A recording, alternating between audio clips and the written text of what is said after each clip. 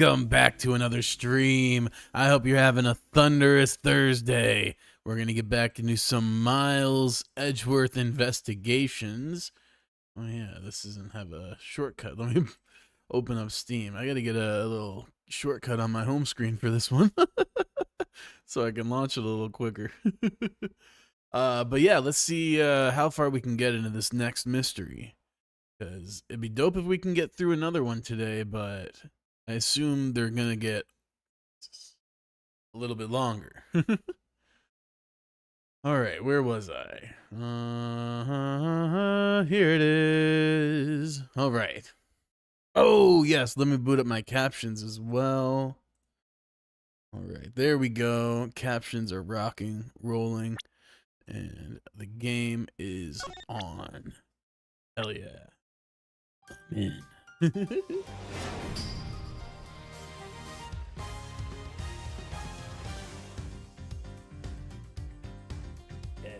Ooh, yeah. The tea is brewed. The game is booted up. It's Thursday. It's Friday Eve. Let's fucking go. All right, continue. There's a lot of nice UI updates in this that I appreciate. Lots of little quality of life tweaks, you know?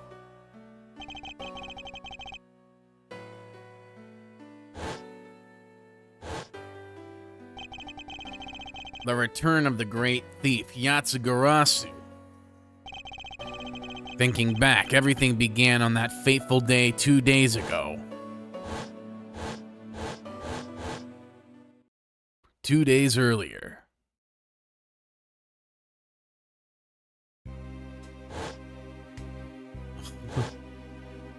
Uh-oh. What the hell? Go you! Go you! Yes, everything began high up in the air, 9,000 feet to be precise. Thank you for flying Go You Airlines. We are currently experiencing some slight turbulence. We are asking all passengers to please return to their seats and fasten their seatbelts. Hello, failed robot. Cheeky little camera change. Just a little cheeky camera change. Yeah, you know. A little cheeky camera change. No biggie, no biggie.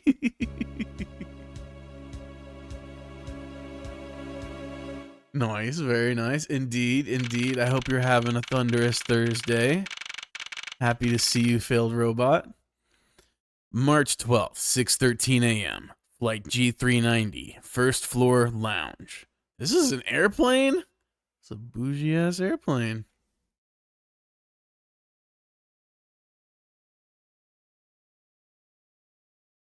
It's quite thunderous. A little bit of lightning that startles you a little.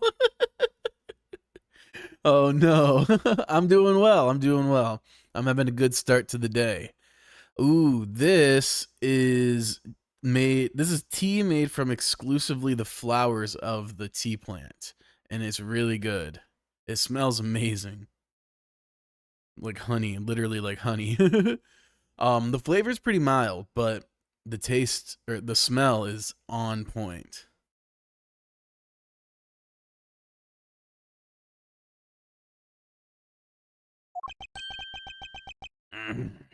Yummy. Yeah, it's really good.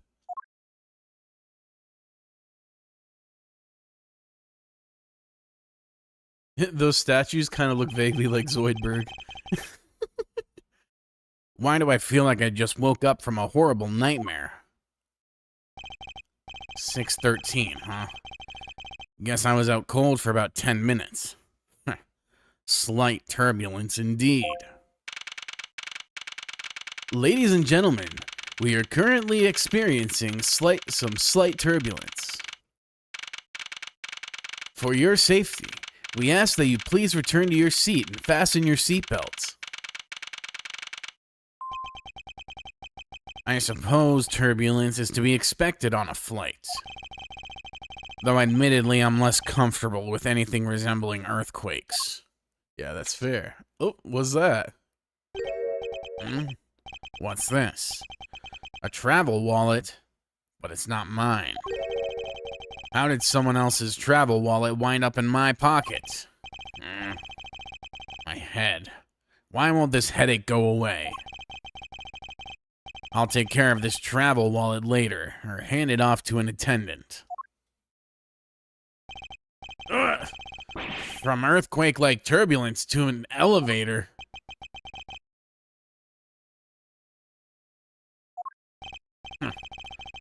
What am I doing hesitating like this? Actually, I know full well why I hesitate. It was when I was still but a young child. I was caught up in a murder that happened in an elevator. But how long am I going to let my past haunt me? It's just an elevator. I'm a grown man now. I need to behave like one.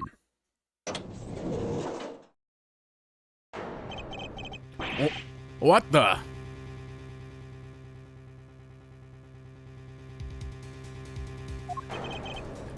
Ooh, that was good. What in the world happened? Is there something wrong, sir? I must ask that you please return to your seat. He's dead. Please, calm down. We mustn't jump to conclusions without all the facts. What's wrong? Did something happen? You murderer! What? No, you have it all wrong. It wasn't me.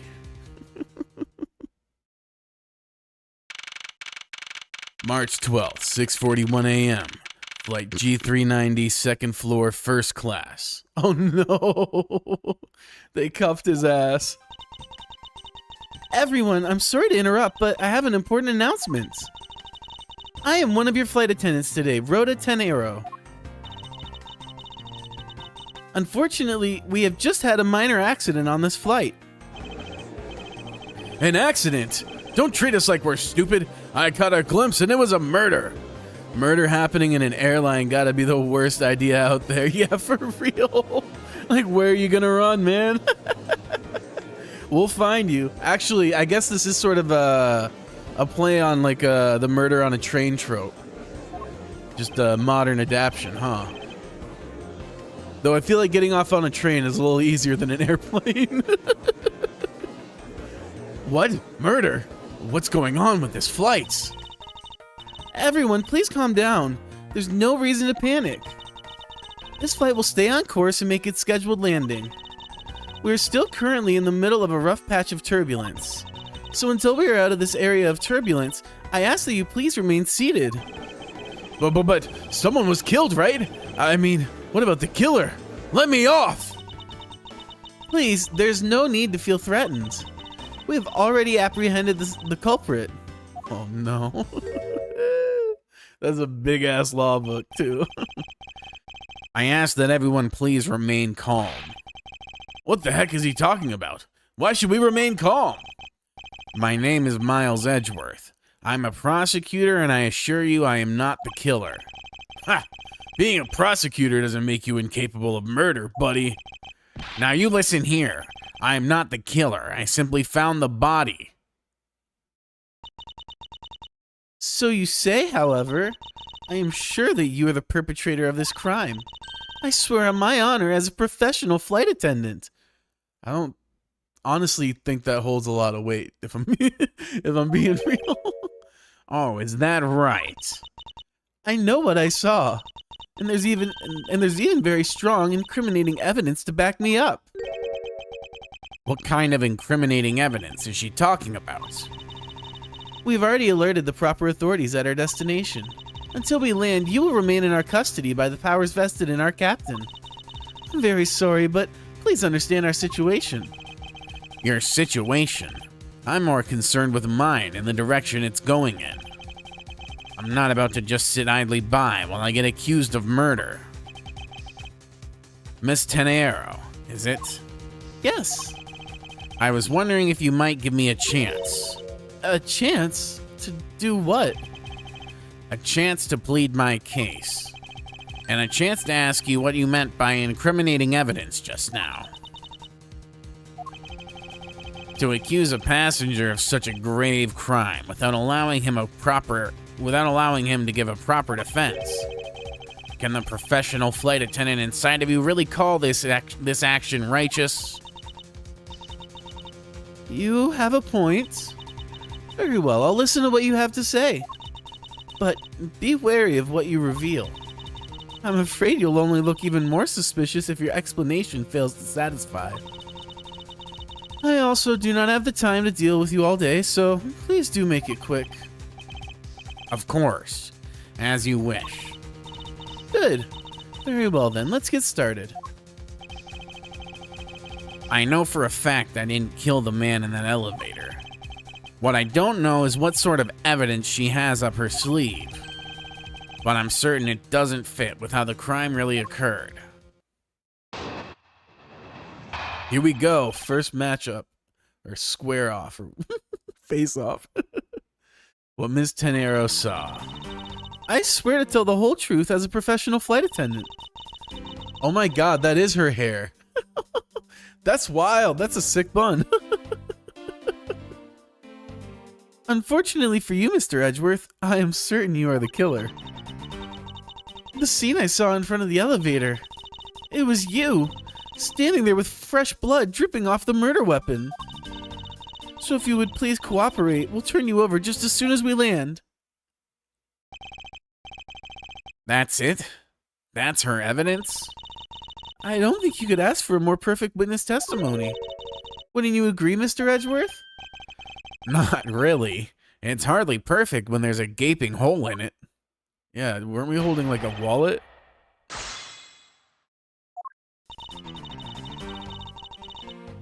Hold it! Hold it! Tell me exactly what puts the pro and professional flight attendant for you. Well, it means we're very professional about how we take care of our passengers. Services like fetching papers and responding to calls are done with speed and accuracy. I can assure you that I give testimonies with the same level of professionalism. I'm sure you've already realized that by now, right? It's a bit hard to appreciate your professionalism when I'm the one under suspicion. And there you have it. My professional testimony is accurate and reliable. Unfortunately for you, Mr. Edgeworth, I'm certain you are the killer. You certainly seem sure of yourself. Of course. A professional flight attendant can't afford to make mistakes after all. Perhaps, but you must admit there are a few who can look at murder with a clear mind. We attendants all go through extensive training and are always calm and collected.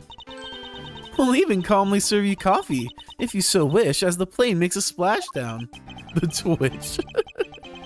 I fail to see how that would be a calm and rational thing to do in an emergency. Even until the bitter end, we are there to serve the passengers. That is the duty of all professional flight attendants. You certainly are confident. Anyway, shall we return to your testimony? The scene I saw in front of the elevator. Hold it! Yes? What did you see in front of the elevator? That's what I was just about to tell you, Mr. Edgeworth. Framed by the elevator doors and bathed in light coming from within. It was you, standing there with fresh blood dripping off the murder weapon. The murder weapon dripping with blood. Really now? I swear that it was a grisly scene I saw before me. Thank goodness it wasn't a passenger who saw, or there'd be widespread panic by now. As I recall, you were quite panicked yourself at the time. Excuse me? You were scared enough to misread the situation and accuse me of murder. Nonsense! Professional flight attendants cannot afford to be that flustered. I witnessed the murder scene and am now listening to your defense, all with a smile. Apparently, you also lie with a smile on your face. So if you would please cooperate, we'll turn you over just as soon as we land. Hold it!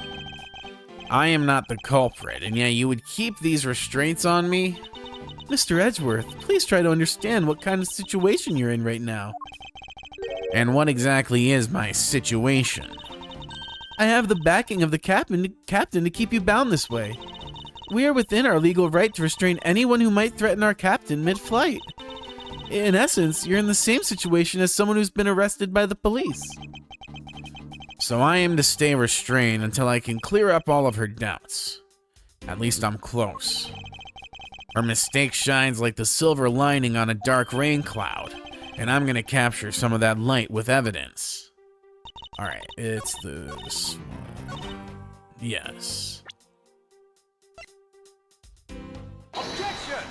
Yeah, take that. Miss Tenero. Ooh, what is with the yelling all of a sudden? Force of habit. Well, it doesn't matter. Miss Tenero, you say you saw the murder weapon dripping with blood, is that correct? Yes, all that blood. Drip, drip, drip. Just recalling that scene sends a chill down my spine. Sorry, but your so-called professional flight attendant training has failed you. What? I'd like to direct your attention to this. Do you know what this is? It's a travel wallet, right? First he had a murder happen in his office, then he gets accused of murder. Yeah, for real. Bro got almost as bad luck as, Birdie. Is that Maggie Bird? He got almost as bad luck as her. Maybe he took it from her. Now she's got good luck. But it looks a little big and bulky. The thing you saw me holding when I discovered the dead body in the elevator was this very travel wallet, Miss Tenero. What? Impossible. Now then, do you still think I'm the killer? That I killed him with a travel wallet? No, but I saw the blood dripping from the wallet. I know I did. As you can see, this wallet is clearly stained. But if you would be so kind as to take a whiff, I think you'd agree it's only grape juice. Then... That's right, you mistook grape juice for blood. The murder weapon dripping with blood does not, in fact, exist. No! There. That should clear up that pesky accusation. Wait just a sec. That is... I mean, even a wallet could be deadly if it was wrapped around something heavy. I demand that you show me what's inside. Please. She's trembling and tacked on please at the end. Sounds like I've got her. There's no need to look inside. Even you can tell from its appearance that it's light. No, I can't be sure of anything until I see the contents of that wallet for myself. She's a persistent one. I suppose we have no choice but to see what's inside. Miss Tenero, if you would be so kind as to open the wallet and check its contents for me. All right. I usually don't pry into passengers' belongings, but we have no choice here.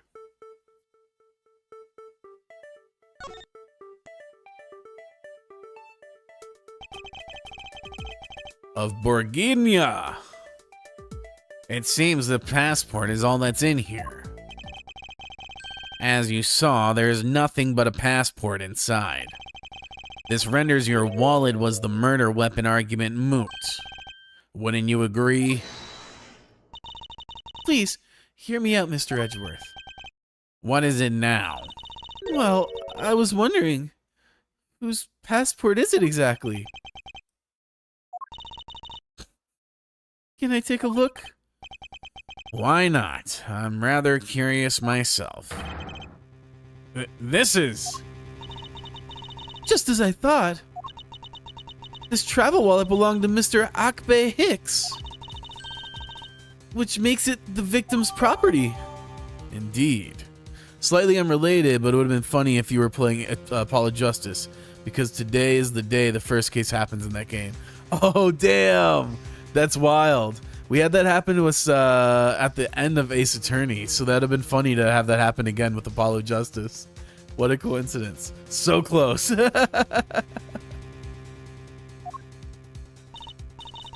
You stole the victim's wallet, didn't you? How dare you?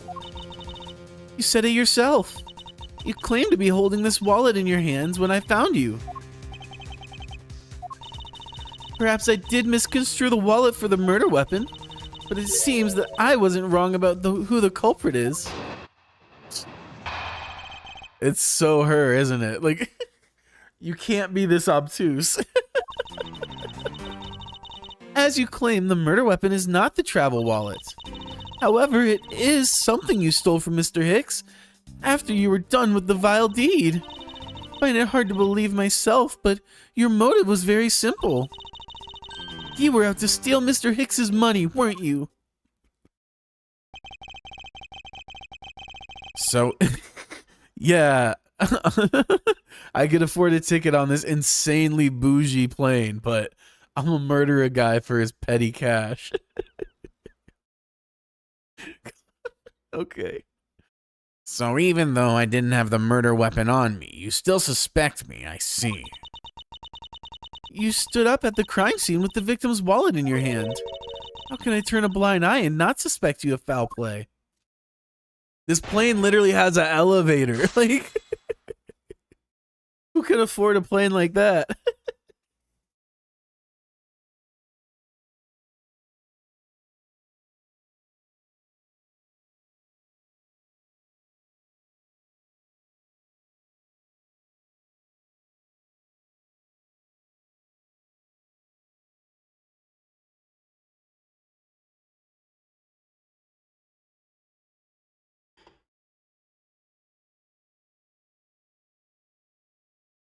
alrighty. It's not the sharpest tool in the shed. Yeah. Seems that way, huh? As you claim, the murder weapon is not a travel wallet. Hold it! Shouldn't that be proof enough for you that I did not murder the victim? Not at all. Oh, and why not? Because that wallet may not have been what I thought it was. However, it is something you stole from Mr. Hicks after you were done with the vile deed. You think I stole it? Yes, I'm very sorry to say it, and I wouldn't usually be so rude, but it must be said. I never thought I'd see the day, but here I am calling a passenger a thief. Maybe I should put on a serious face and say it more directly. I believe you removed the wallet from the victim's personage. It really doesn't matter how you phrase it. What I'd like to know is why you think I stole Mr. Hicks's wallet. I find it hard to believe myself, but your motive was very simple. Hold it! I don't think I have any sort of motive to speak of. I've never met Mr. Hicks before, and our only connection is this one flight. But that is more than enough of a reason. How do you figure? He was sitting in first class, and I think the implication is quite clear.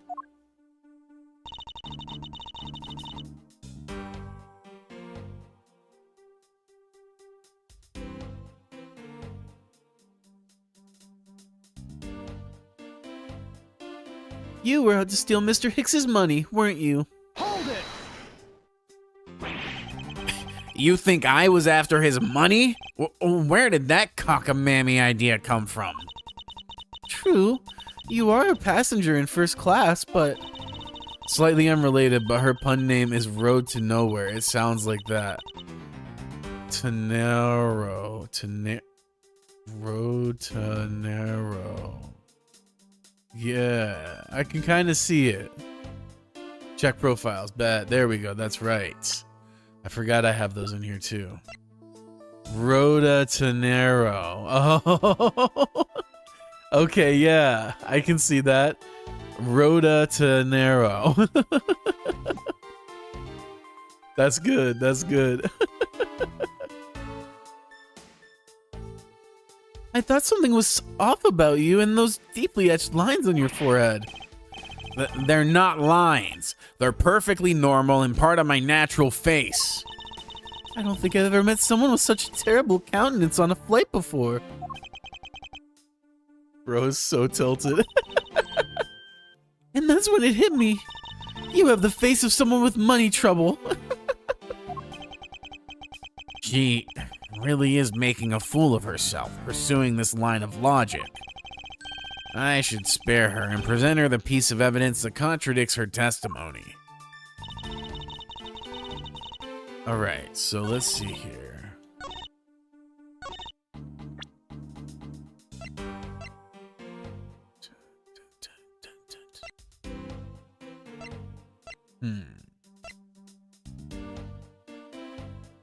I mean, prosecutors get paid well, right? Objection! Miss Tenero, what do you think about this piece of... Nope, that wasn't it.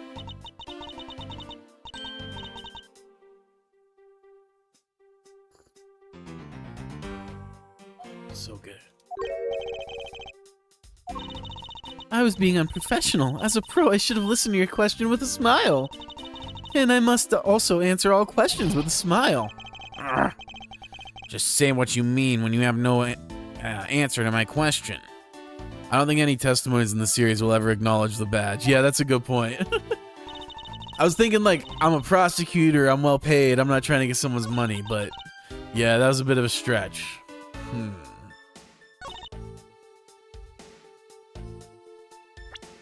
Okay, what can I present that contradicts? Oh, well, there was no money in here, right? Oh, the money was left all over there. Yeah. Okay. It's got to be this. I wonder if I might get a word in, Miss Tenero. Well, what is it now? Miss Tenero, I wonder if you noticed the contradiction within your own testimony. What are you talking about? It's simply impossible that the motive for this murder was monetary theft. One glance at the crime scene should have told you that. What about this scene would prove the motive for murder was not the money? The money. Oh, okay. We're gonna present the money. Take that! If I may direct your attention to the things strewn all over the floor. That's right. The floor is covered in bills and coinage. By your rationale, these were the very things the killer was after. I think we can assume that the wallet fell during the victim's struggle with his killer. And I would think that the killer would have noticed something like money scattering everywhere. Furthermore, as you can see, there was no effort made by the killer to gather the money. But the wallet. Objection! Ah, yes, the wallet. You will also recall that the only thing in it was Mr. Hicks's passport. If you are really insisting that it was a crime based on greed, then you're claiming that it was all for an empty travel wallet. I forgive me, please. Hey, what the heck? Are you saying the attendant's wrong? So that guy isn't the killer? I don't believe it. Everyone, it's a trick. Will you all please be quiet? Miss Tenero, Yes. you lost your cool when you saw the dead body. Plus, the lounge was dark, and looking into the light from the elevator, it's easy to see how you mistook the wallet in my hand for the murder weapon. I take no offense that you thought I was the killer. Mr. Edgeworth. Thank you for releasing me. What the? Bro speaking in hieroglyphics. What is it now?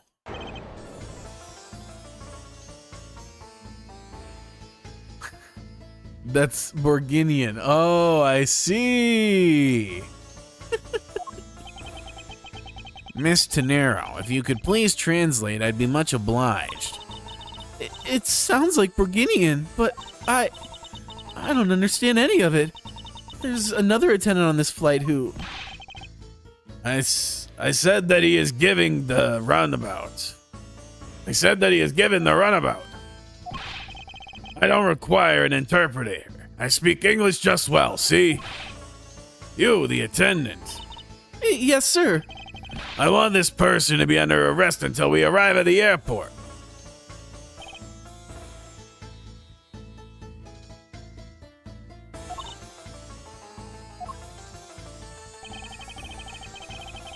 I'm sorry, sir, but what exactly are you hoping for? What is it you want? I'm finished talking to the likes of you. Please, I would like to hear why you would like me to be held under arrest until we land. You! How dare you waste my time? You are the one who stuck your nose into my affairs. I wanted to spend at least one more second with my precious art. I have no time for other things. I know what you are. I see through you. Insolvent! Yes, I'm pretty sure that's how you say it in English. Well, I should hope I'm not monetarily bankrupt, but I don't think that's what you meant. Everyone's calling him broke. The flight attendant, this dude. I'm sorry, but I don't think I caught your name. I'm Zinc LeBlanc, too, the second. I am a very wealthy man in the Bourguignon. I am not an ordinary rich man. I am an art dealer, a rich seller of beauty. Edgeworth going through so much bullshit compared to Nick. Yeah, for real. It's rough. It's rough for edgy boy out here. Mr. LeBlanc, what did you mean just now? Pardon? When you said that Mr. Edgeworth was giving me the runabout. I have to explain? Unbelievable. I'll say it once and once only. I do not have even a second to waste. Time is money, as they say. Yes, and yet you continue to blather on. I saw it. Yes, I did. I saw the victim go onto the elevator. Going down to the lounge. It was exactly at 6 o'clock.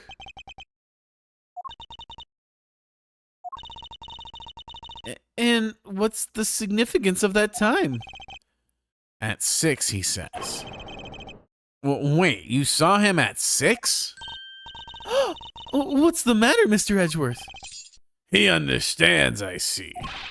Miss Attendant, what time did you discover the body? Well, it was a little after that patch of turbulence, so I would say around 6:15. Hicks was his name, wasn't it?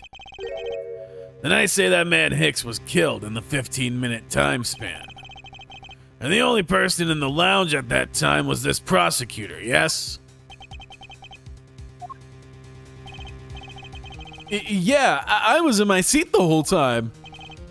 Me too. I was watching the movie and enjoying a fine glass of grape juice. I was still eating. Still haven't finished, see? That looks good. I ain't even gonna lie, I'm kind of jelly. The other passengers have an alibi, so you have no problem with them, I suppose. No compliant, I see. Not a single word against this, right? I have no way of discounting what you have put forth at this point, but it wasn't me. Airplane food kind of asked the low-key, doubt that steak would be good. Yeah, for real, that's so true. Also, I doubt you'd get a steak on an airplane, honestly. They usually give you just like kind of slop. Oh, you don't say. But do you have what you say, the evidence? Mr. Edgeworth, are you really the culprit after all? Mr. LeBlanc, I suppose you are quite certain in what you saw? Enough to give testimony? Of course. I was looking at the man the whole time. He was playing with that annoying little, small machine the whole time. Machine? Yes, that's what you people call it in English, yes? It was making me crazy with the click, click, click. From that description, it sounds like some sort of small computer. I believe what Mr. LeBlanc is talking about is a cell phone. I have to say that I did see him playing with it quite a bit myself. A simple cell phone? A laptop or organizer I can see, but that's kind of low budget. I hate that noisy little machine in his hand. Not a fragment of beauty. All it produces is ugly sounds. Anyway, I know what I saw. Miss Tenero, Yes? I was wondering if I might be granted permission to examine the crime scene. What? You want to examine the crime scene? If you would grant me a little measure of time, I'm sure I can produce the real culprit. I don't like the sound of that. Fox in the duck pen. Yes, I think that's how you say it in English. Close enough. And it's Fox guarding the hen house, and I believe my innocence was proven earlier. And if I'm even given the chance, I can clear up all the remaining doubts. I can kind of relate to that. I hear people like use expressions and things sometimes, or like misuse a word, and I just like have the overwhelming compulsion to correct it, and I have to fight that because I understand what they meant, and most people don't appreciate being corrected like that. If you know the person, I correct. Like if I know them well, I'll correct it, but it's just like this powerful compulsion that I'm just like, I gotta tell you the truth. Blame the system, not the systemer is my favorite. Yeah, exactly. Because like a lot of these people are like, they use these words and phrases incorrectly, not because they like are intentionally being ignorant or something. They just probably didn't receive the best education or just didn't have the opportunity to learn this stuff, you know? I try to honestly approach more and more stuff in life with that kind of mindset of just like empathizing and giving people the benefit of the doubt that like maybe they just don't know. Maybe they never had the opportunity to learn. Because oftentimes that's the case. And man, I feel a lot better about the world and the people around when I look at things that way. Miss Tenero, if you wait until we arrive, there's a good chance that some evidence will have been destroyed by then. I understand. Let me see what the captain has to say. Ha! This should not be approved. Please, Mr. Please, Mr. LeBlanc. In an emergency, all decisions are to be made by the captain alone. Now, please, wait here while I go ask the captain what to do. I'll be right back.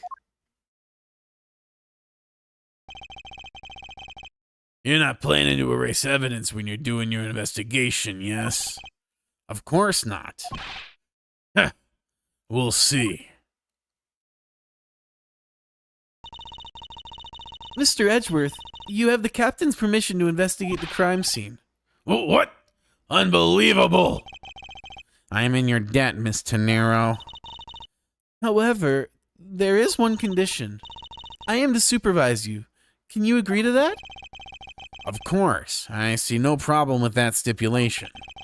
It's only natural as I am still a suspect in this case. See, I'm thinking maybe it's LeBlanc, because I think Tenero maybe was just a little burned out and panicked, you know, and misread the situation, because she's being pretty helpful right now. And if she did it, I don't think she'd be this helpful, you know? This guy, on the other hand, he seems like he's got something he wants to hide. I take full responsibility and will watch Mr. Edgeworth's every move. I hope this is reassurance enough that there will be no foul play. Now then, Mr. Edgeworth, shall we proceed? If you should need my help with anything, please feel free to use Y to talk. It's time to head to the scene of the crime. The first floor lounge. No comments from the peanut gallery, eh? You okay? Excuse me, but may I have a word with you? You there.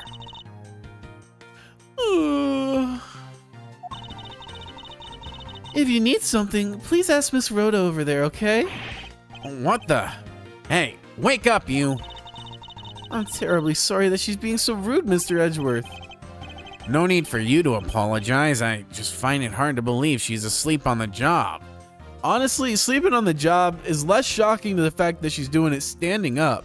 That's quite impressive, honestly. If I were her boss, I'd see to it that her salary was cut so low that it was in the red. She has a teddy bear too. Yeah, I see that with a little police cap. Or maybe it's a captain's cap, actually. That's so funny.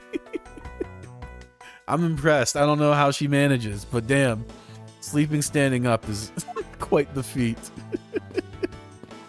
Look at motherfuckers stewing over here. Oh man, lots of good stuff to see here. How did you find your meal to be, Mr. Edgeworth? Come to think of it, I forgot all about it. I must have been asleep or something. Bro, is a tomato for real? Oh, I'm terribly sorry.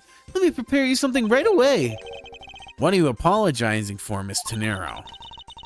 I failed in my professional duties by letting a passenger go hungry. Please, help yourself if you see anything fancy. Feel free. Or to anything you feel fancy. I think I'll take my time later after I've solved this case. Thanks. This isn't my seat. Whose seat is... Oh, okay. This was Mr. Hicks's seat.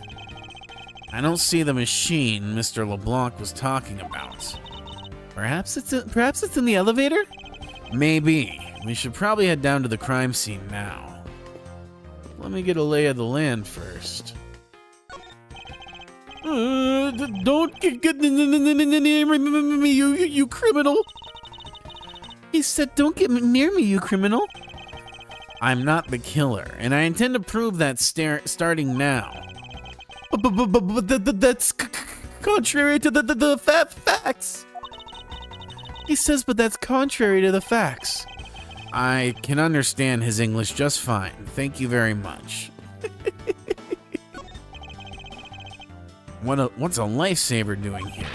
I bought it in the in-flight shop just beyond the lounge. If something should happen, having one will save your life. I think this guy would have been better off not taking a plane to begin with. Kind of reminds me of this movie I watched. I can't remember what it's called, but it's about a bunch of people who were doing like therapy to overcome their fear of flying. And then they get stranded when they're doing their like exposure therapy flight. It's pretty funny. I'll have to see if I can figure out what that is, but this dude reminds me of those characters. Oh, lots of space to explore. Hey, miss, how about another glass? Excuse me, but I was wondering if you know anything about the murderer. How about it? How about another glass together? I'm sorry, but I must decline. I wasn't talking to you. I was asking the cute attendant. I'm sorry, but I'm on the clock right now. But if you need a refill, I'd be happy to bring you another glass at any time. You got it, Toots. That's no way to talk to a lady. Ugh, yeah. I swear, the way most... Oh, shit. Oh, shit. This is a big-ass plane. The way so many dudes talk to women and about women is so gross. Oh, okay. I want to thank you for your help back there, Miss Tenero. It was nothing. You should thank the captain for granting you permission. And just so everything is perfectly clear, I still don't trust you. Your standing with me hasn't changed one iota. I see. I'll bear that in mind. I received an order from the captain earlier. He wanted you to know that we reserve the right to stop your investigation if we feel you are not making progress. And when we do, he asks that you please return to your seat at that time. So my time runs out at his and his crew's discretion, does it? I have to find a way to discredit Mr. LeBlanc's testimony before time's up. I understand. By the way, is there any place you can think of where the killer might hide on board? I don't think so. After every first-class passenger was accounted for at his or her seat. We made it through a search of the plane. As for business and economy class, No one can move between those two classes in first class without a staff keycard.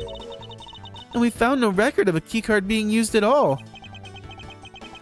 Which means that I have a first-class killer on my hands. At least I know that much for sure. And one other thing. No one has been allowed near this crime scene since the murder was discovered either. Alright, here we go.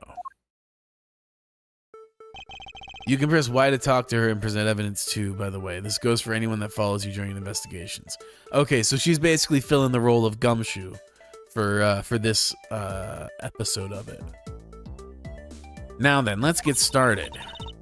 But where should we start from? Yes, cool. Let's start with Mr. LeBlanc's statements. The crime occurred between 6 a.m. and 6:15. During that interval, the only person in the lounge was myself, which would make me the prime suspect.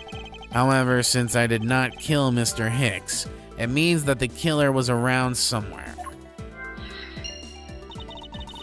If we are to believe what you say is true, then yes. The first order of business will be to gather information to win your trust.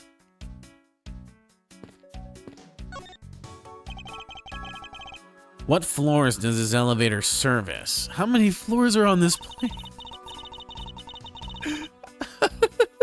I need to see this plane just for the sheer feat of engineering that it is. Only the first and second, although it can go down to the cargo hold. However, that requires a flight crew keycard. So the only floors accessible to passengers are the first and second, huh? I think you can see it at the end, lol. Awesome. Okay, it's got a first and second floor, and there's a cargo, which these are the ones the elevator can go to. But she said it can only go to the first and second, and also the cargo, implying there's at least one other floor. This is a 4-decker airplane. A quad-decker airplane. Unreal.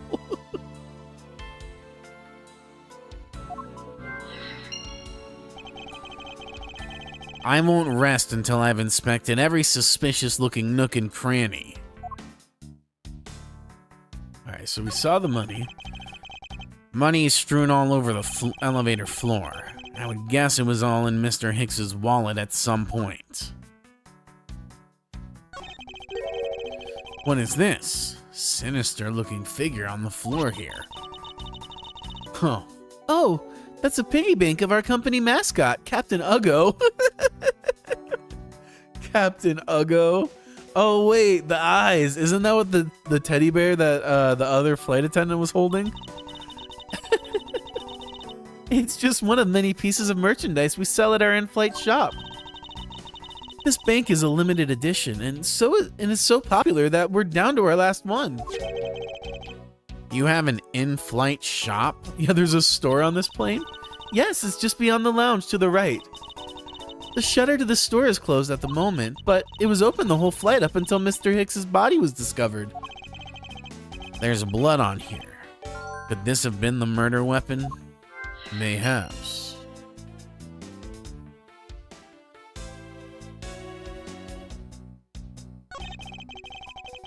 I doubt anyone was expecting to find a dead body in an elevator on this flight. So, Mr. Hicks, he's really dead? Yes. She's trembling. Although I can't fault her for that when there's a corpse right there. Mr. Hicks, if you're really dead, then please answer yes. I see she's over the trembling now, although a new symptom seems to have appeared. Anyway, I should focus on the victim's body. Let's see. There's blood on the back of Mr. Hicks's head. Could this be the cause of death? He appears to have been struck very hard. Even his glasses are broken.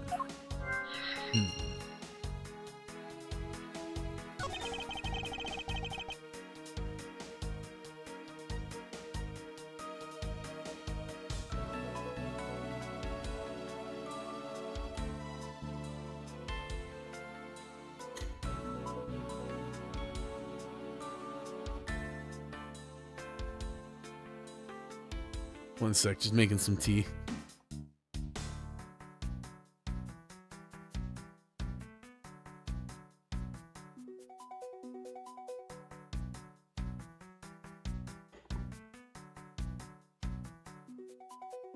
Bam. All right. I wonder what was hanging off of his lanyard. Something's missing from this picture. Now if I could just put my finger on it.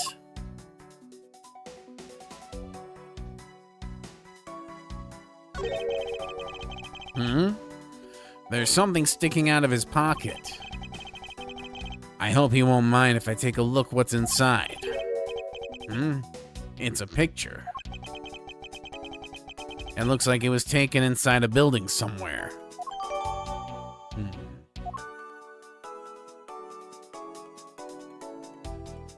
Alright, looks like it's time to do some deductions. Oh, wait. I see, okay. Right, I forgot how the deduction thing works.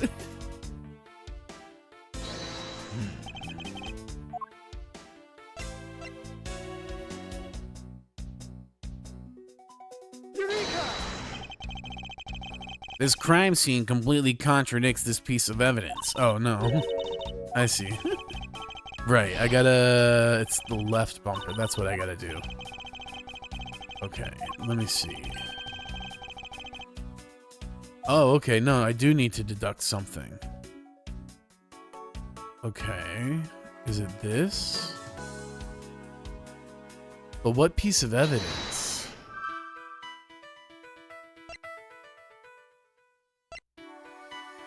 Clues, okay.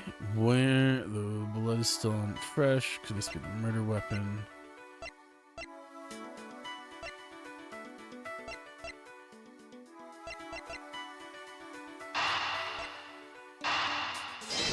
Let's try this.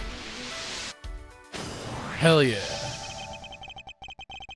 A statue with blood on it lying next to the body of a man who was beaten to death.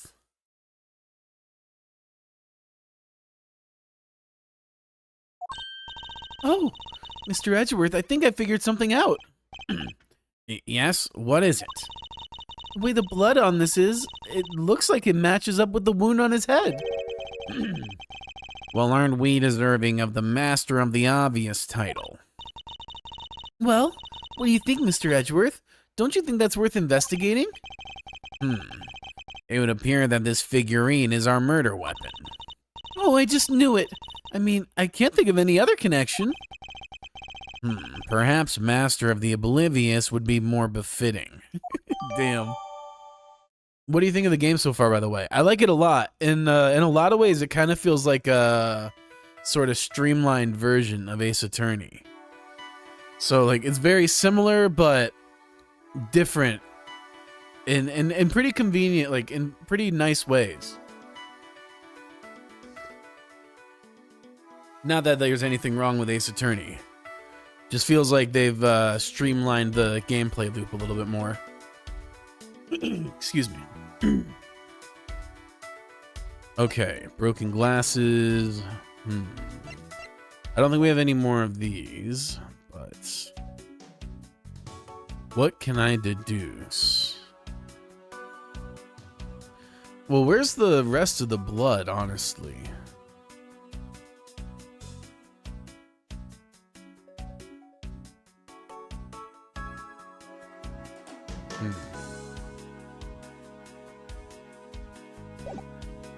Okay, maybe we'll return to this. A pity that a bronze statue knows not when a good drink has been spilt at its feet. I agree. Investigation 2 is really, really good. I'd say it's up there with Ace Attorney 3 if you like that one. Sick. I'm excited. I've heard it hyped up. You're not the first one to hype it up in chat, so I'm really excited about it. This is a statue of our founder, Mr. Uggo Hughes, who was a big fan of grape juice.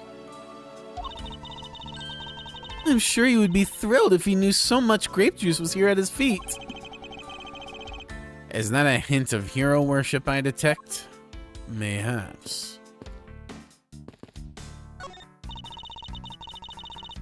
The in-flight shop is just beyond these shutters. I was wondering if that's what this was.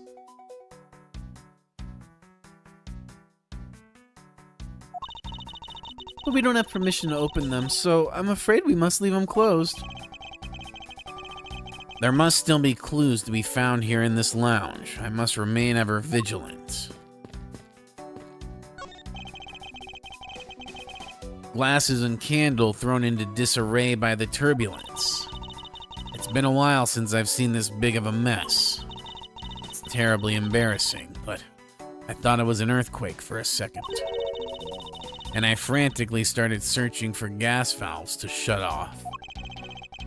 I guess the shaking of the plane was bad enough to be mistaken for a real earthquake. Damn, poor Edgeworth straight up got PTSD. That's rough, man. Oh, boy. Also, the first ad break is about to start. I appreciate y'all. I'll see y'all in a few minutes. Appreciate if you hang tight, and then we'll be free for an hour. So, yeah, thank you, and see you soon. Not that I would know, since I was unconscious for most of it. Okay, this chair is knocked over.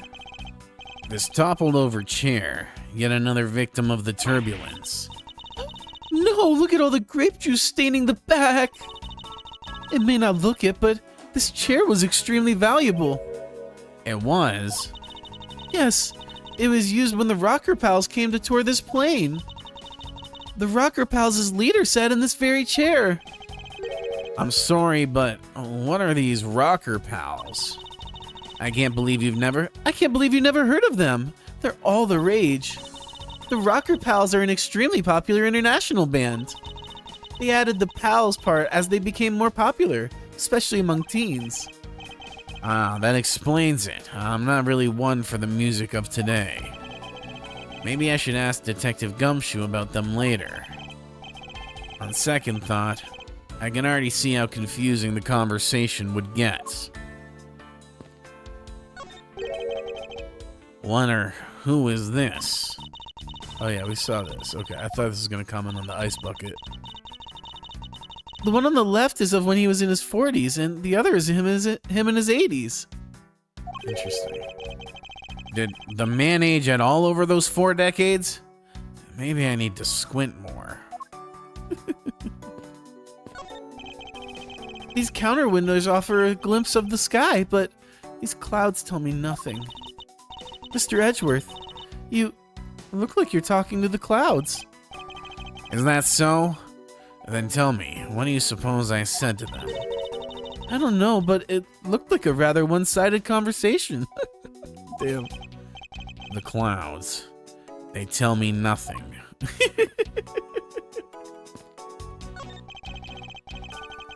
There are a few copies of Sky Magazine in the magazine rack. This month's special is an English trivia quiz. This is not a bad idea. I've heard that the youth of today don't know a particle from a participle. Now, please don't go around confusing people with made-up words, Mr. Edgeworth. Who's ever heard of such a silly word as a participle? Case in point.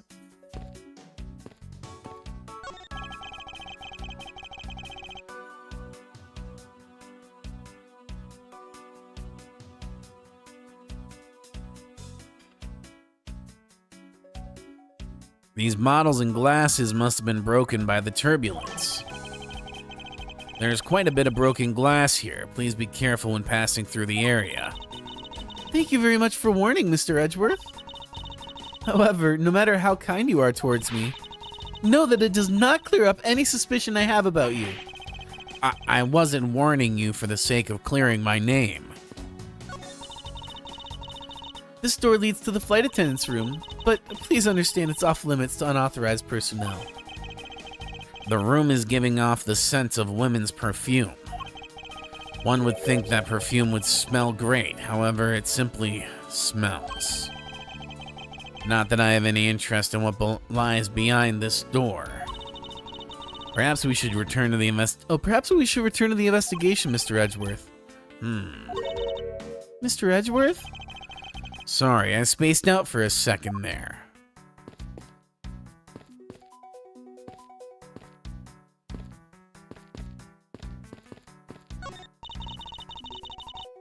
grand piano is the pride of the plane. It can play the music of whatever CD we insert into its CD drive. That's not a piano. It's more like an overgrown music box. Oh, but its keys to press along with the music as though there really is someone playing it. Some people have entirely too much money to waste on overly complex toys.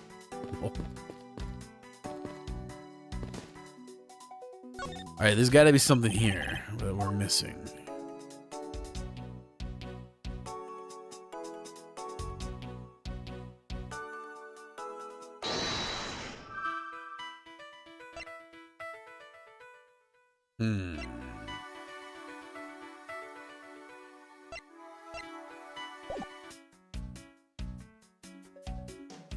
Oh. Whoops. There we go. There's no grape juice resident on the soles of his shoes, making it highly unlikely that Mr. Hicks entered the elevator after the turbulence.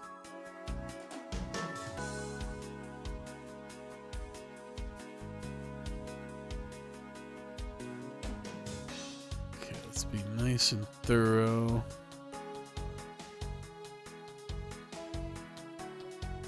Alright, so now let's see what we got.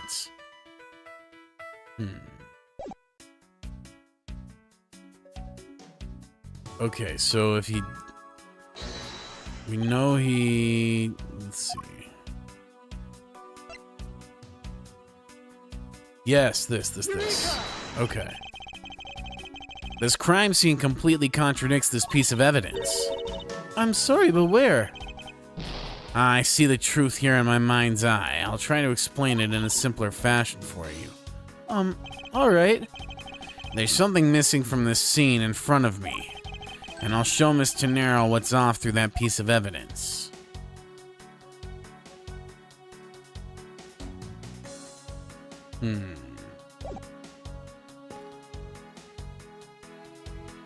Let's try talking to her. Are you in need of assistance? Miss Tennero, I'd like to ask you about investigating the lounge. As long as you have the captain's permission, I can't stop you from looking around. If you could pass a message along, tell him I'm grateful for his spirit of cooperation. I will. However, please realize that you are still under suspicion. To be honest, I still have my doubts about you. Of course, and I take no offense. Do you really understand what I'm saying? Yes, verily. Do you pinky swear you do, on your honor as a professional prosecutor? I pinky swear I do on my honor as a professional prosecutor. Well, I guess that settles that. I feel my honor as a man slowly diminishing. Oh. I was wondering if you noticed anything, Miss Tennero. Yes, I can't help but notice the sad atmosphere in here. Yes. It is rather a tragic crime. I'll say, robbing the poor man after bludgeoning him to death. Talk about rubbing in the salt. I believe I mentioned this earlier, but no money was stolen from Mr. Hicks. Oh, yes, you did. Sorry for the accusation. But I still insist there is something off or missing from when he was at his seat. Oh? Is something missing? I can't forgive someone who would do this to a passenger of mine. I swear as a professional flight attendant that I will capture the culprit with my own hands. And I promise as a prosecutor to solve this case with logic and deduction. I should go over all the leads I've collected so far one more time. The key to solving this lies at the intersection of my logic and the evidence. Let me save, because I'm really taking heavy L's right here. Alright, now let's try to present something. Oh, interesting. Can I present this to her? Oh, okay.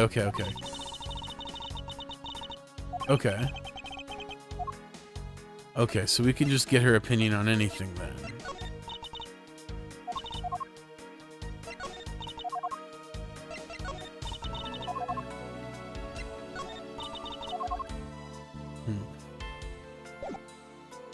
Okay, well, now let me see here. This is a piece of evidence. So if I look here and I look here.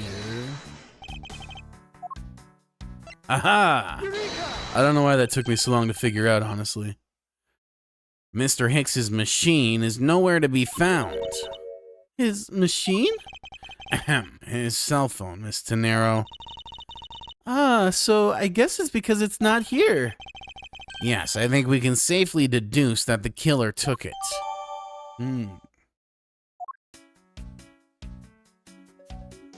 Okay, so now, what can we do? Not much yet.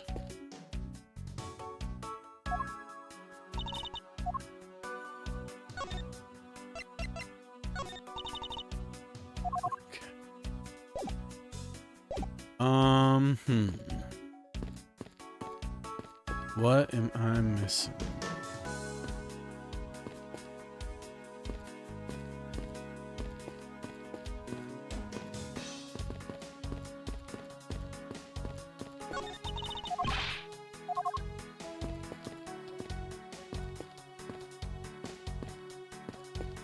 Oh, wait.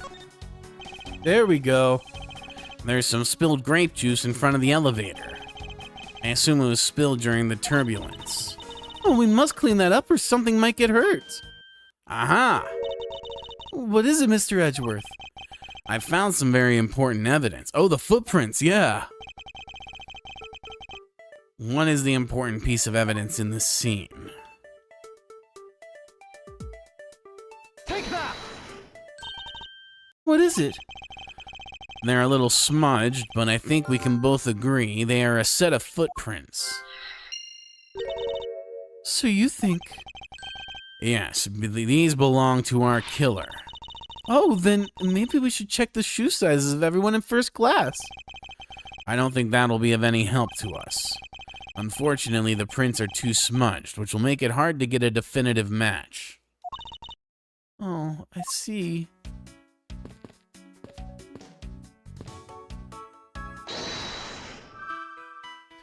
Okay, where was the killer? Oh,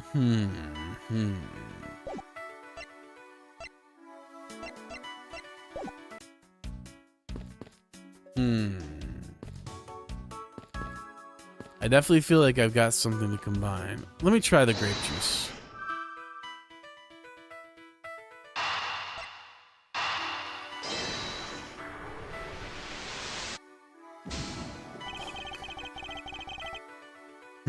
The pieces don't fit together quite right. No, they don't. Shit.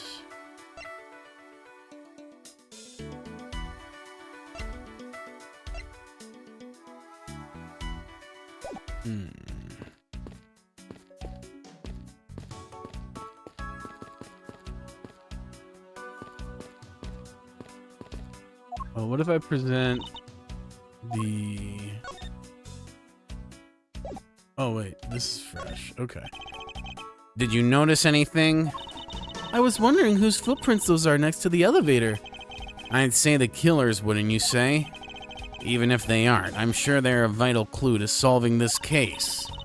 Ooh, maybe there are other clues waiting to be found in other places. Come on now, Mr. Edgeworth. Let's go find them together. A word of advice, nobody likes a credit thief, so stop stealing my lines. Lol.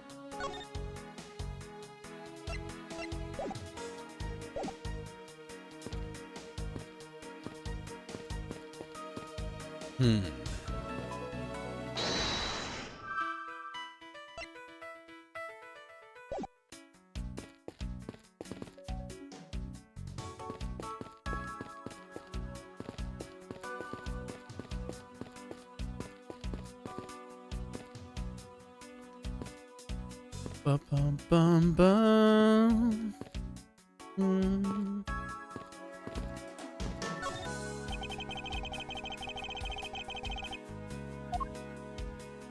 Okay, so yeah, I think I got everything that's gonna be found here now. So, something's gotta combine.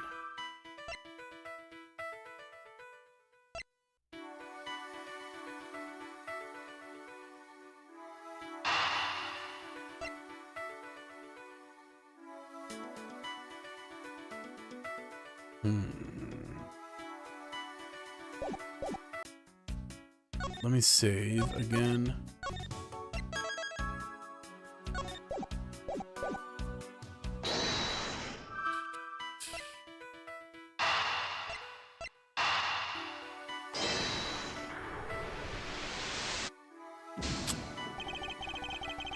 Yeah, I'm definitely kind of fishing for answers at this point.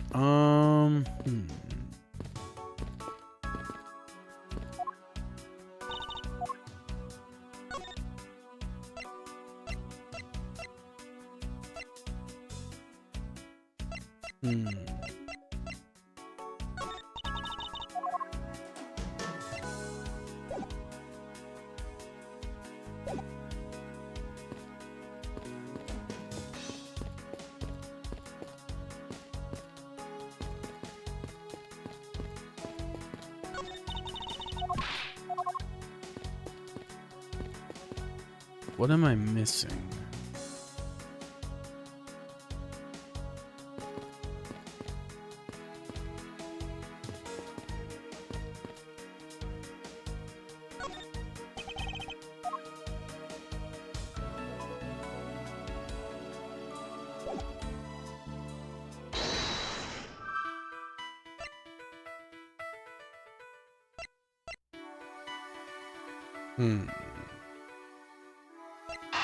Oh.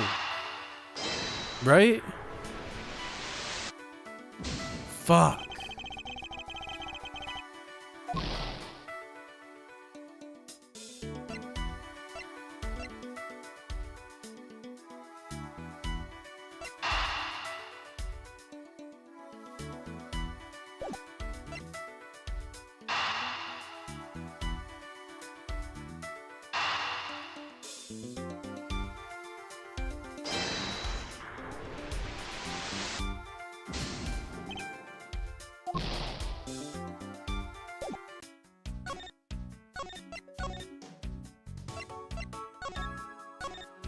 Damn.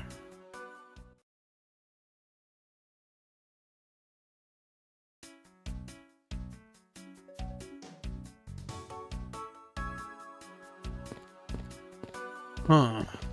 What am I missing?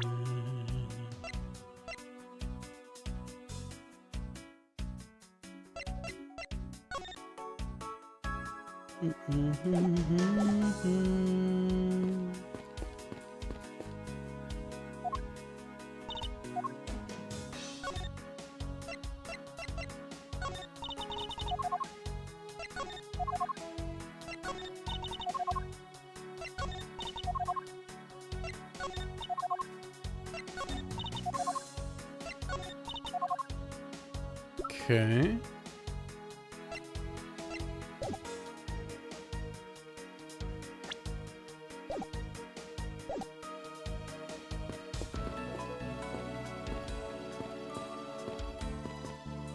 What am I missing?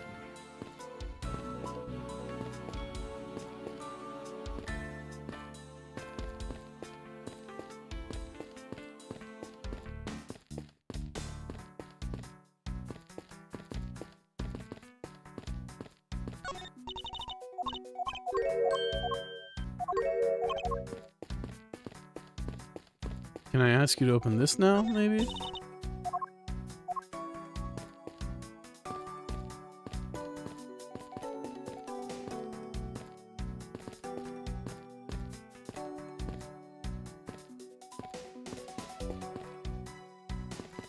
Alright, there has to be some sort of logic connection we can make then.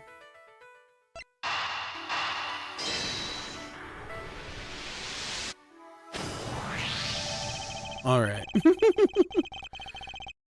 True, there wasn't anyone else in the lounge other than myself before the turbulence. But if the killer was in the elevator along with the victim, then it's a different story. That took me too fucking long.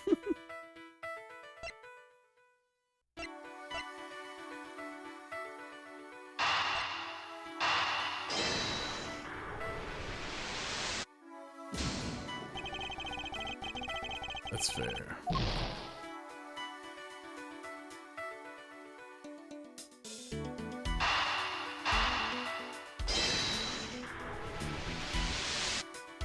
Hey, now we're cooking.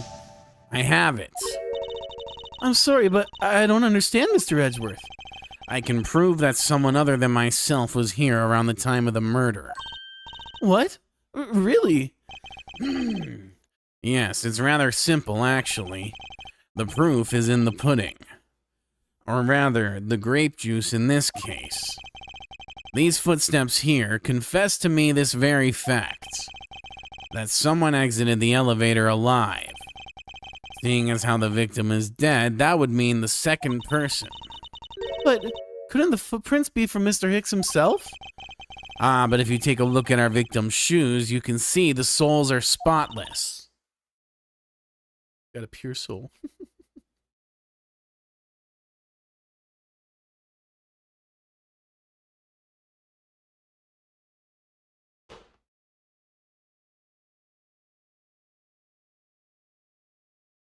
Which means Mr. Hicks wasn't alone in the elevator. In fact, it's quite the opposite.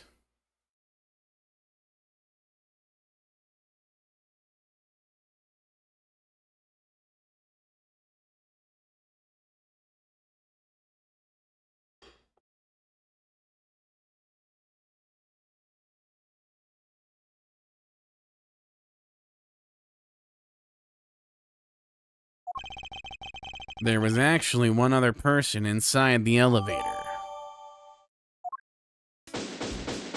Hey, that one was a little tricky, but we got it. We did the thing. What's going on over there? Oh, God.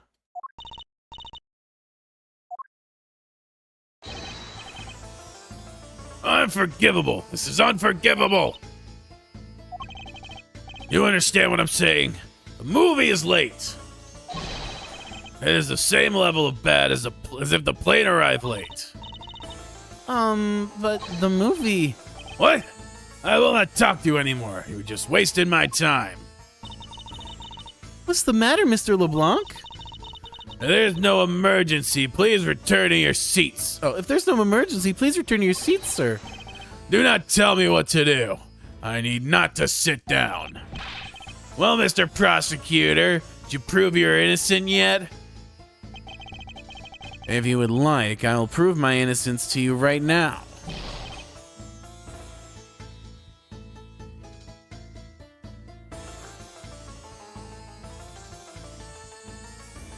What? Nonsense. Are you saying my eyewitness testimony is mistaken? Not mistaken, merely that there is room for doubt. I'd be most honored if you could please tell me what you saw in detail once more. Fine, suit yourself.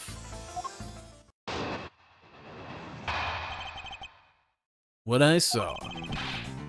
I'm certain I saw Mr. Hicks enter that elevator. It was when the needles on my pocket watch pointed to the 6 and 12. The body was discovered 15 minutes after that in the lounge, yes? Then you, the only person in the lounge at the time, must be the criminal. We'll see. Mr. LeBlanc's conclusions seem to make logical sense. After all, the only person in the lounge at the supposed time of the murder was me. So, my eyewitness testimony. If you think you can destroy it, come, let me see. Hurry. Do I look like a man who's having the time to wait for you? Why is he so irritated? I'm the one accused of murder here.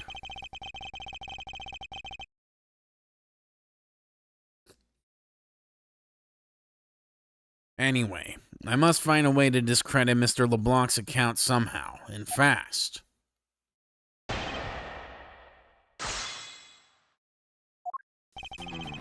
I am certain I saw Mr. Hicks enter that elevator. Hold it! Mr. LeBlanc, were you able to get a good look at the inside of the elevator at the time? Of course I saw what was inside. And you are sure that the victim in the elevator was alone? Yes. The only person inside was Mr. Hicks, that Mr. Hicks man. This last outburst is a bit too important to let go. Hold it! Was he really alone? Of course. I will bet even 1 cent. A cheap ante for a cheap testimony. But if that's how you want to play it, I'll happily take your 1 cent. It was when the needles on my pocket watch pointed to the 6 and the 12. I assume your pocket watch in this case is the one you keep checking, is that correct?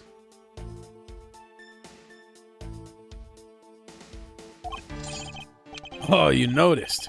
It's a very expensive antique, I'll have you know.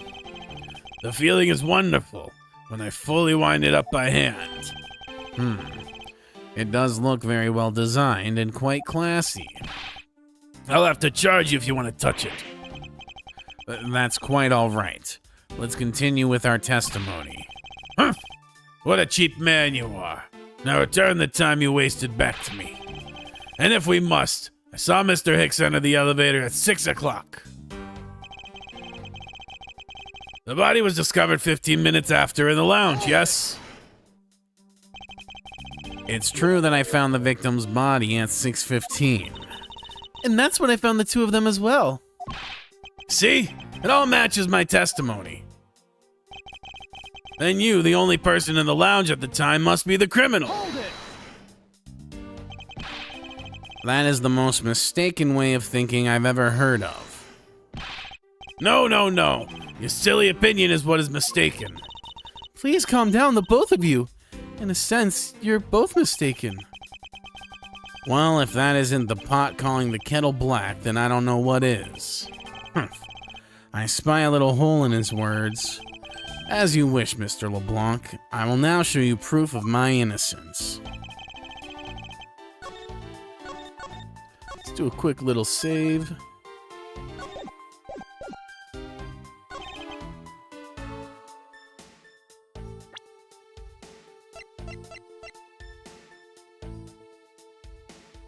Objection!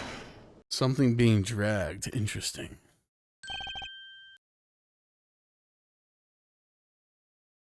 Mr. LeBlanc, What is it? there is a very glaring contradiction in your testimony. What do you mean?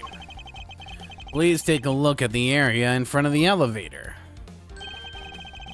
There at the spilled grape juice. Yes, and? Will you admit you also spilled it with the blood? No, it spilled itself during the turbulence.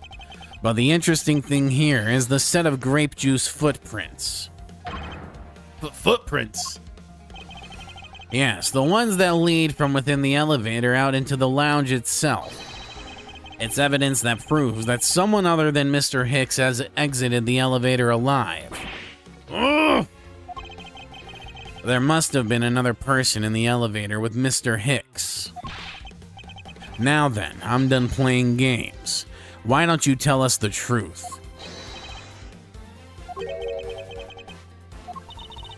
Can you please translate for us? No way. That's totally impossible. I guess is what he said. No way, that's totally impossible. I know there was no other person in there. I saw him with my own eyes. This song goes hard as fuck, by the way. If you want to know what I think, Mr. Edgeworth, I don't think Mr. LeBlanc is lying to us. I suppose she's right. He doesn't seem to be lying.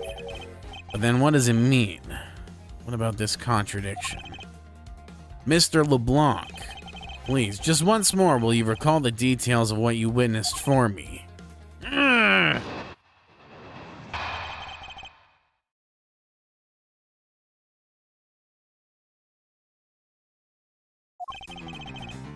I was very upset when Mr. Hicks passed by my seat. I was always checking the time over and over again, having to follow that man with my eyes when he passed me. And I saw clearly into the elevator he was entering. But I swear there was no one else inside. No one. Mr. LeBlanc, if you would please calm down. What? Yeah, you two have an issue with my eyewitness testimony? No, not at all. Please forget I said anything. Yet again, he doesn't appear to be lying. But I can't let this testimony stand as the truth. What I Saw Part 2. Excuse me. Hold it! So are you still upset now? I'm always upset. The only time I'm not is when I have a piece of art in my hands. It's surprisingly easy to believe that about him. But I was even more upset when Mr. Hicks walked by me.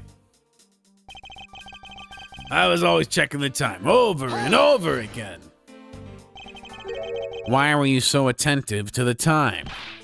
Because something unforgivable was happening. Come to think of it, you were yelling about something unforgivable earlier. I was given a complaint to the attendant about the movie starting time. Return back to me my time and money. You understand my point. Movie? Is he talking about the in-flight one that's mentioned in the magazine? A summary of the plot and its start time. Interesting. Oh, yeah. Because way back in the day, they didn't have like the in-seat custom personal entertainment systems. You had to all watch the same movie. They were supposed to show License to Love, Laugh, Maim, and Murder. I'm turning into Gumshoe. I cannot see that movie in my country. You can only see it on international flights. I look forward greatly to that movie.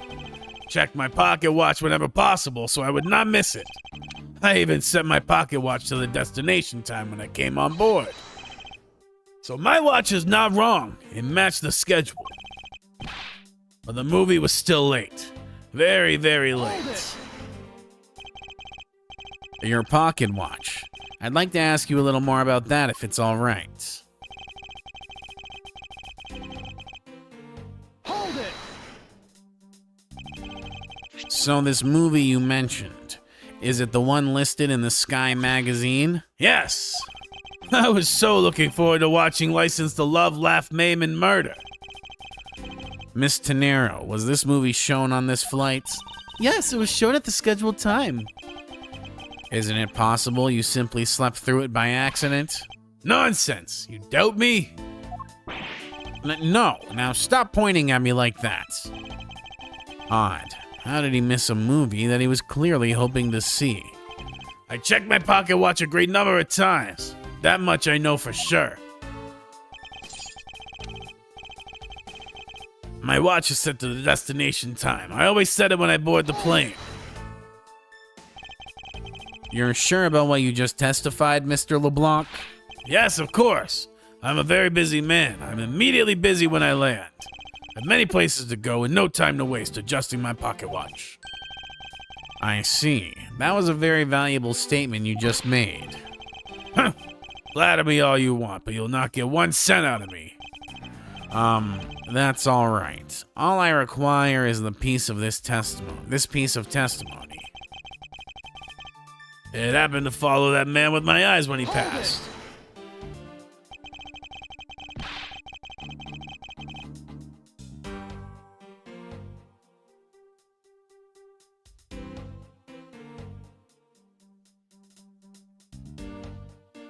Since you only happened to see him, is it possible that you missed something in that glance? Even if I only happened, I did not miss a thing. And how can you be so sure? Just because. I would appreciate it if you didn't take my life so lightly with the simple just because. Well, I was only making a joke. A joke.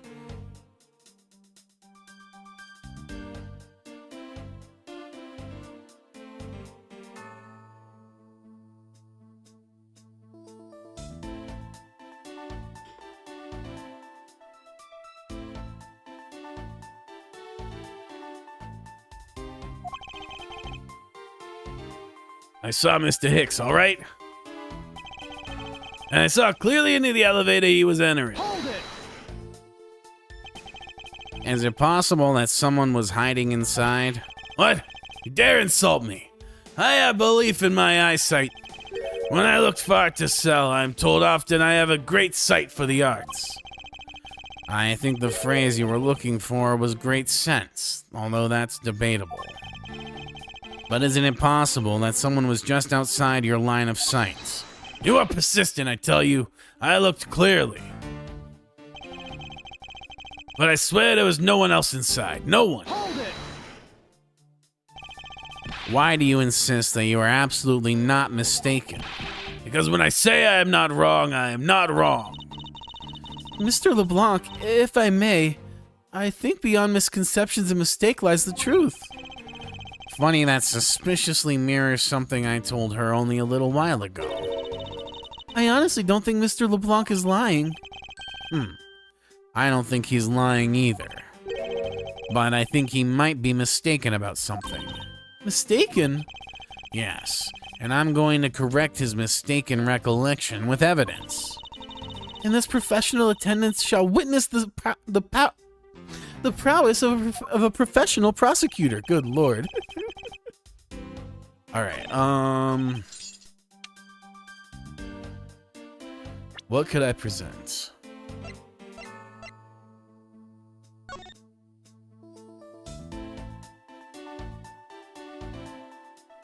they correspond to departure time zone.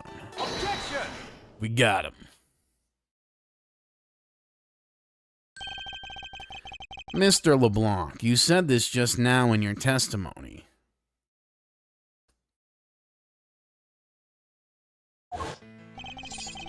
I even set my pocket watch to the destination time when I came on board. Now, if your watch has been set to our destination's time zone, it would mean that your watch is displaying the time of our destination.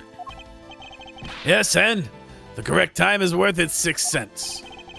I would like you to take a look at this.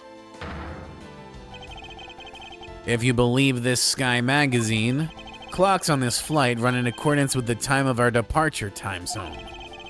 Of course, the movie schedule was also created with that in mind. Miss Tenero, for confirmation's sake, what time zone is this flight aligned to right now? Well, we made a short stop at a transfer point. That's right. It was in a small Asian country, the Republic of Zhengfa. But we didn't readjust our onboard clocks at that time. So right now we are still running on Borginian time. What? The time difference between Borginia and our destination is 9 hours. In that case, it's only natural that your watch would be out of sync with the schedule. What?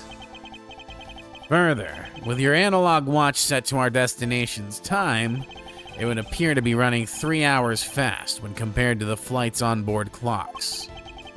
It also changes everything about your testimony, and you can bet 1,000,000 cents on that.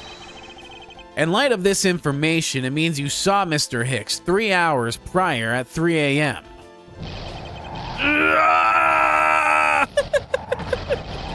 My 1,000,000 cents! This should clear up all of the remaining accusations.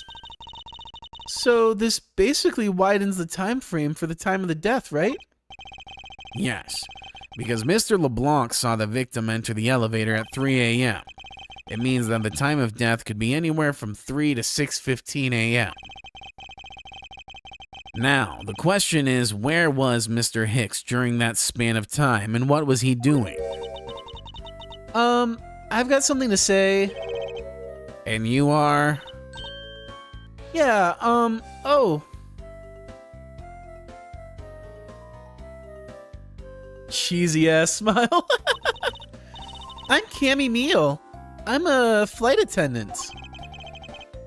And what is it you wish to say? Chamomile? Oh, because she's so sleepy. That's good. Well, I think your story is a little different from how I remember it. What do you mean, Cammy? I saw Mr. Hicks sitting in his seat at 5 a.m., you know. What? How can you be so sure of the time? Oh, that's right. He pushed his call button while we were parked at the transfer point. The stop made for refueling and cargo transfer in Zhengfa, correct?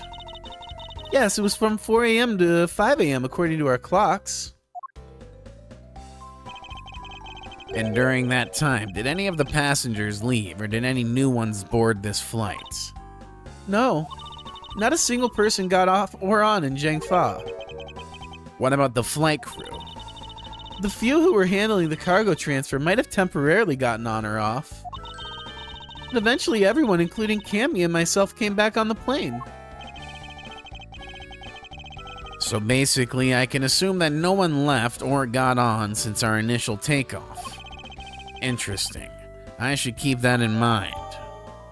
Refueling in Zhangfa, data jotted down in my organizer. Yeah, and I answered his call. I can tell you Mr. Abby Hicks was there in his seat when we took off again at 5 a.m. or Acme. My bad. Alright, then that puts the time of murder between 5 and 6:15 a.m. Okay, now what time did you come down to the lounge, Mr. Edgeworth? I remember coming down here almost as soon as we left the Republic of Zhangfa. Ah! You were there the whole time from 5, yes? Then you were the only one who could be the killer.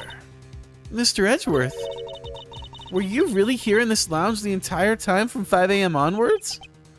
Unfortunately, yes. But then how do we explain the footprints? It's not that obvious.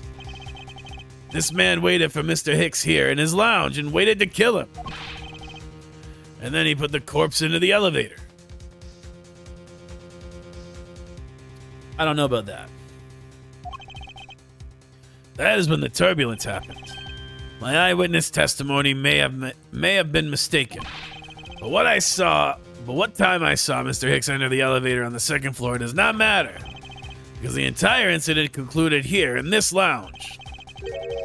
Everything happened in this lounge. Is that what you really believe, Mr. LeBlanc? Well, do you have another idea? I simply feel that there is something out of place in the scenario you presented. Is there something that can tie this crime to a location other than this lounge?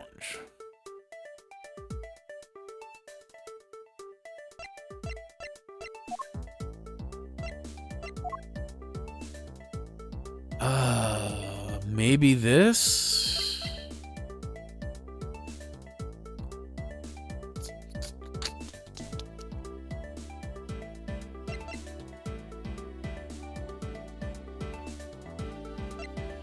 Let's see. Okay.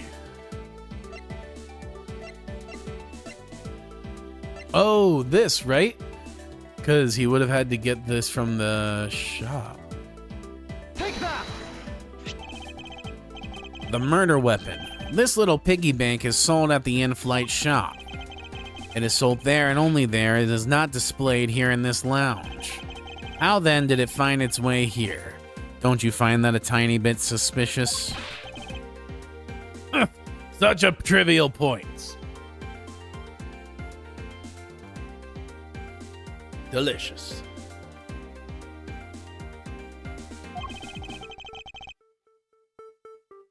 It only means you prepared it, taking it from the shop first before coming here. Doesn't prove you're innocent at all. Is there no way to win with this man? Oh, who dat? If I may, Well, what is it? you see, well, it's just as Mr. Edgeworth says. Oh, and why do you know this so well? Well, it's just that piggy bank was there in the shop. I saw it with my own eyes. And when was this? It was maybe around 5:40 a.m. Isn't that just before we hit that patch of turbulence? That's right. You were in the shop just before the turbulence? Yes, I was. Come to think of it, Miss Tenero, when I found the body, I believe you came out of that door. Yes, I did. And what is beyond that door? That's the flight attendant's room. Then you were on the first floor. Yes. I had to do something in the shop and in the flight attendant's room. So I went to the shop first and then to the flight attendant's room. Are you saying you passed by me at some point? Yes, you seemed really into the issue of Sky magazine you were reading at the time. I don't suppose you noticed me walking by. I vaguely recall someone walking by, but I didn't take notice of who it was. Anyway, the piggy bank was definitely there at the shop when I went there. Why did you go to the shop in the first place? I went there for a work-related matter. Work, you say? Yes, the upkeep of the shop is also one of my responsibilities. Why did you not say anything about that until now, is what I want to know. In any case, I believe it's clear that the shop needs to be investigated as well. Shall we head over there then? Well, what is it now? Aren't you forgetting something, Miss Rhoda? Don't you need the captain's permission to check the shop? No, I haven't forgotten. But I've already asked him for permission to search the entire plane. So I think we're all right. Huh. That's weird. What is it? Well, I just talked to the captain, see? And he said that he didn't give you permission to do anything like that at all. Uh-oh. What is the meaning of this, Miss Tenero? It means she's lying. Go on, admit that you are. You said you had permission to search all over, but you don't. And yet here you are. Uh-oh.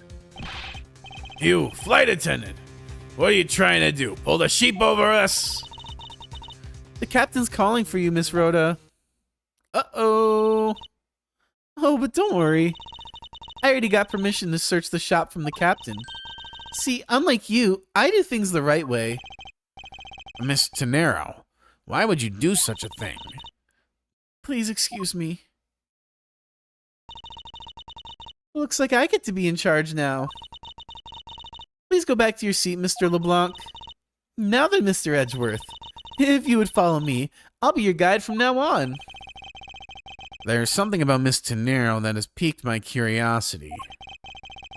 But right now, investigating the in-flight shop is my top priority.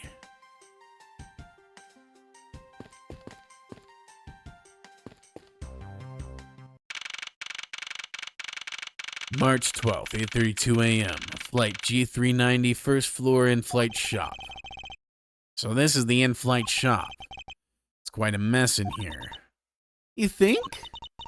Guess I'll have to clean things up then. Hold on! You can't clean up a potential crime scene. Oh, thank goodness. I hate cleaning so much.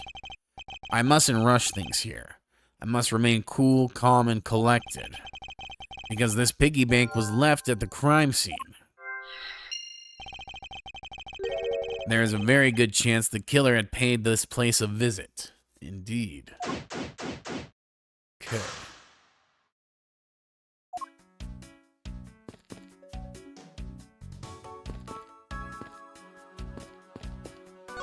I think I'm actually gonna call stream a little early today because I did not get a lot of sleep last night and I'm pretty wiped out. And tomorrow is a big day for my girlfriend, so I will be supporting her and I won't be streaming. But to make it up, I'll try to stream Saturday, okay? We'll do a little Saturday stream and then a Monday. So, yeah. That's gonna be the move because your boy tired. It was hot as hell last night. I just couldn't sleep. But I appreciate y'all being here so much, and I will see you not tomorrow, but hopefully Saturday if I get a chance. And until then, peace. There we go. Peace.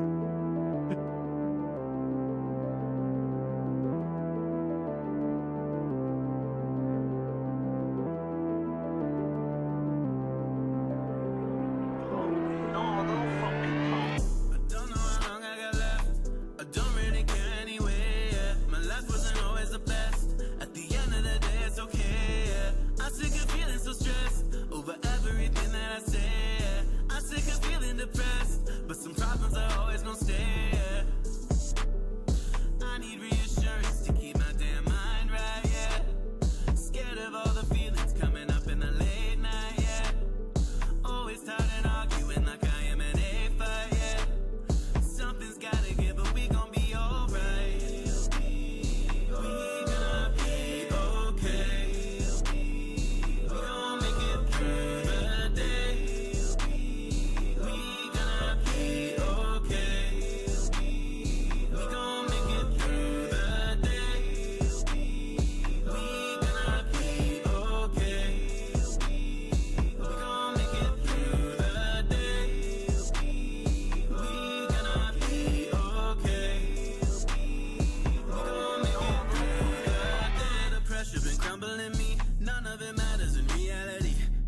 myself to accomplish for what, to get tired and burn out and angry as fuck. Nah, I need a second to chill.